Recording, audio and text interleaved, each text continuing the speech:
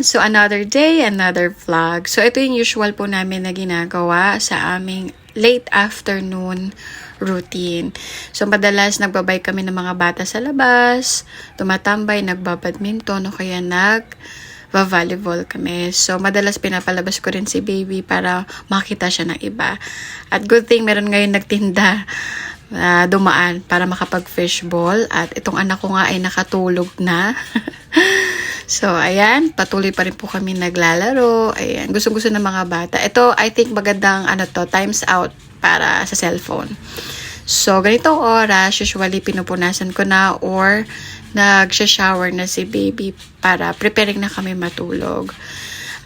Si baby, hanggat maaari gusto ko meron siyang routine. Ayoko na nalilate siya ng pagtulog. So, ito pala yung mga ginagamit ko para sa kanyang pag-shower o kaya pagliko.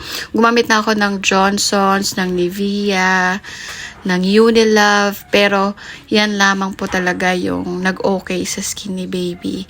Yung Cetaphil for babies. Ayan. At nakita ko din naman yung kagandahan ng resulta sa kanyang balat. Ayun, o diba? Masyado nang makulit si baby. Minsan pa niyan, natataob niya yung mga planggana, pero buti hindi natutumba.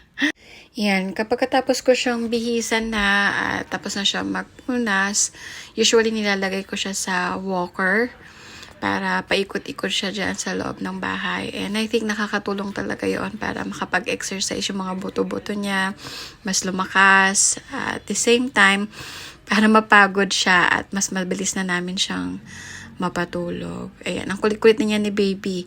Madalas natatadyakan niya rin yung tahi ko. Ayan, so sinusuklay na siya. And after niyan, kakainin niya naman yung suklay. Tapos, ayan, magdi-dinner na kami. So, natatawa ako dyan kasi napaka-serious ng asawa ko. Tapos, ayan na. Pagbubuhatan na kami, maghihilihan na kami. Tapos, padalas niyan, iyakan niya ako dyan.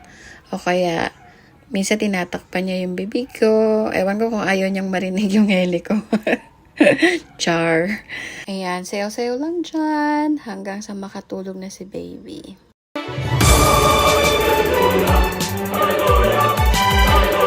Ayan, success po. Napatulog ko ng aking uniko iho.